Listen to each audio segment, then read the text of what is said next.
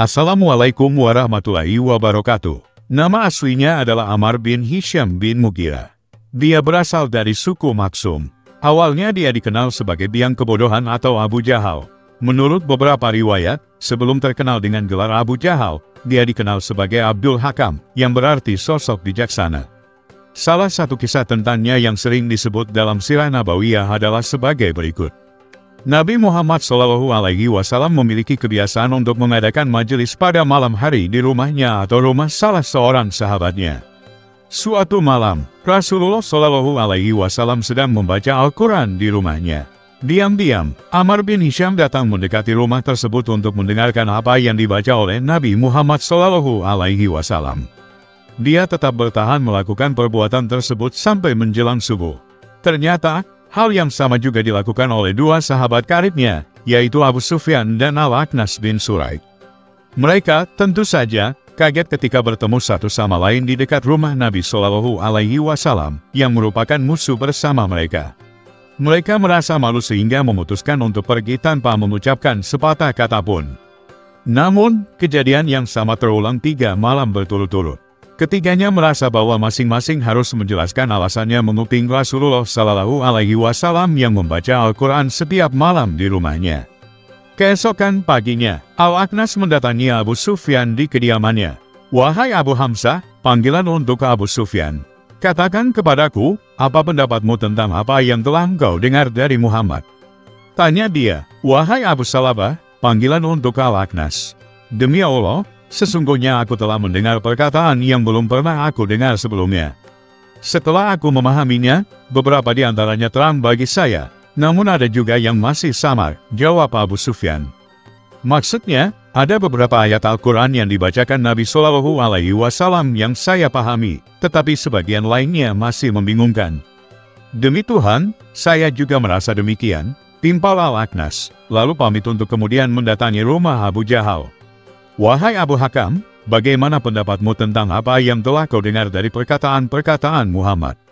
Tanya dia. "Kami, Bani Umayyah dan Bani Abdul Manaf, saling berebut kehormatan. Jika mereka mampu memberi makan orang-orang kafir, maka kami juga mampu melakukannya. Jika mereka mampu memikul beban, maka kami juga mampu. Jika mereka mampu menyantuni orang-orang miskin, maka kami juga mampu. Bahkan, kami sama-sama duduk di atas kuda tunggangan untuk berperang, sehingga antara kami dan mereka setara dalam kemuliaan," jawab Abu Jahal dengan nada ketus. "Tetapi sekarang dari mereka terdapat seorang nabi. Kapan dari kabilahku akan menyamai kedudukanmu ia?" Itu serunya lagi. Nyatalah bahwa Ammar bin Hisham bin Mughirah tahu betul bahwa Nabi Muhammad SAW adalah utusan Allah, namun fanatisme kesukuan telah membutakan mata hatinya sejak mengetahui hal itu. Rasulullah SAW menyebutnya sebagai Abu Jahal karena pemimpin musyrikin itu telah menukar keimanan dengan kesombongan duniawi yang semu. Riwayat lainnya menyebut Ammar bin Hisham digelari Abu Jahal lantaran kekejamannya terhadap kaum muslimin Makkah, terutama dari golongan anak-anak perempuan dan budak. Sebagai contoh, dia menusuk Sumayyah binti Kabat pada kemaluannya dengan tombak. Sebelumnya, perempuan pemberian itu disiksa dengan cara dijemur di atas padang pasir yang terik.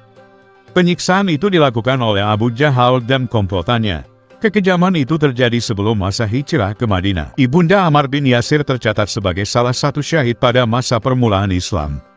Betapa rugi bagi mereka yang hidup satu zaman dan daerah dengan Rasulullah, tetapi justru memusuhi agama Islam. Hal itulah yang terjadi pada diri Abu Jahal. Saat sedang sujud, Rasulullah pun dilempari kotoran oleh Abu Jahal dan pengikutnya. Setelah Fatimah binti Muhammad menyingkirkan benda najis itu dari kepala ayahnya, Nabi Muhammad SAW berdoa, "Ya Allah, kepada Engkaulah aku menyerahkan Abu Jahal bin Hisham, Utbah bin Rabi'ah, Syaibah bin Rabi'ah, Walid bin Utbah, Uqbah bin Abi Mu'aid, Umayyah bin Halaf, dan Ammarah bin Walid."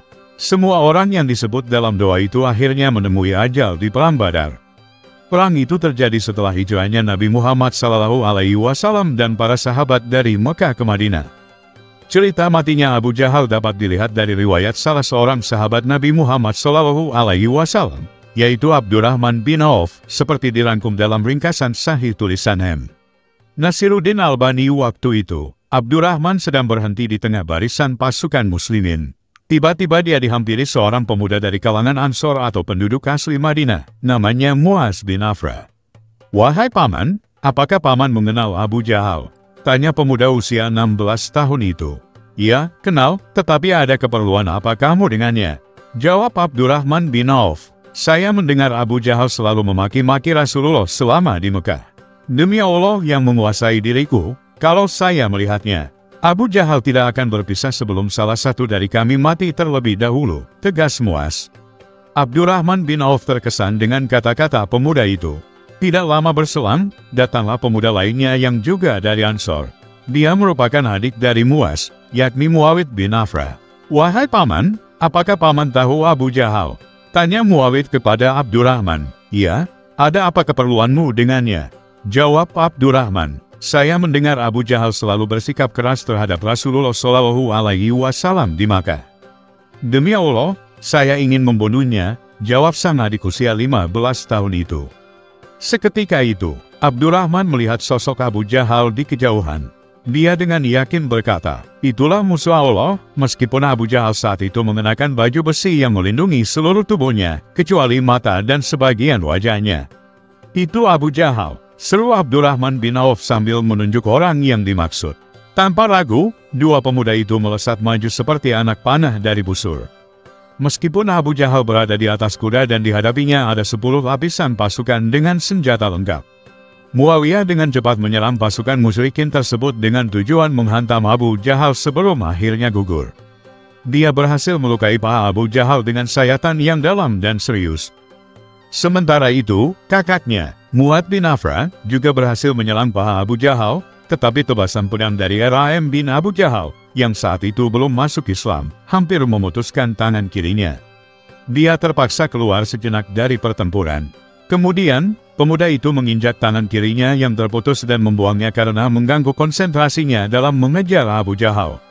Akhirnya, Mu'ad syahid di medan pertempuran mengikuti adiknya yang lebih dahulu gugur. Bagaimanapun, keduanya amat berjasa. Abu Jahal tidak bisa bertahan lama akibat luka parah pada pahanya, luka yang ditinggalkan kakak beradik yang telah syahid itu. Meskipun diambang maut, Abu Jahal tetap saja menghina kaum muslimin. Jelang akhir perang Badar, Abdullah bin Mas'ud berhasil melumpuhkan Abu Jahal dan memenggal kepala pemuka Quraisy itu. Selesai perang Badar, Rasulullah SAW dan para sahabat mendatangi kuburan orang kafir yang meninggal dalam pertempuran tadi. Beliau menyapa 3 orang punggawa orang kafir, yaitu Abu Jahal bin Hisham, Utbah bin Rabi'ah, dan Syaibah bin Rabi'ah. "Hai Abu Jahal bin Hisham, hai Utbah bin Rabi'ah, dan Syaibah bin Rabi'ah, apakah kalian telah mendapati apa yang telah dijanjikan oleh Tuhan kalian?" "Itu benar," kata Rasul. Para sahabat terperanjat dengan apa yang dikatakan Rasulullah, termasuk Sayyidina Umar bin Khattab. "Wahai Rasulullah, bagaimana engkau mengajak bicara orang-orang yang telah menjadi bangkai?" Kata Umar bertanya, "Demi zat yang aku berada di tangannya, kalian tidak lebih mendengar pertanyaan perkataanku itu melebihi mereka. Hanya saja mereka tidak bisa menjawab," tutur Rasulullah SAW. Di sini dapat dipahami orang-orang yang sudah meninggal akan menyesali amal buruknya selama di dunia. Mereka juga mendengar dan memahami perkataan orang yang masih hidup. Mereka juga bisa mengetahui tingkah laku orang yang masih hidup. Sayangnya, mereka tidak bisa berkata apa-apa. Mereka tidak bisa menjawab pertanyaan manusia yang masih hidup. Anda bisa berpikir, mereka akan berteriak dan mengingatkan manusia agar beriman kepada Allah dan Rasul-Nya serta bertakwa kepadanya. Demikian pembahasan kali ini. Semoga bisa bermanfaat untuk kita semua. Amin ya rabbal alamin. Jika kamu memiliki pendapat terkait pembahasan kali ini, tulis pendapat kamu di kolom komentar di bawah ya. Terima kasih telah menonton video ini. Jika kamu menyukai konten ini, jangan lupa untuk like, share, dan subscribe ya. Terima kasih dan sampai jumpa dalam video berikutnya.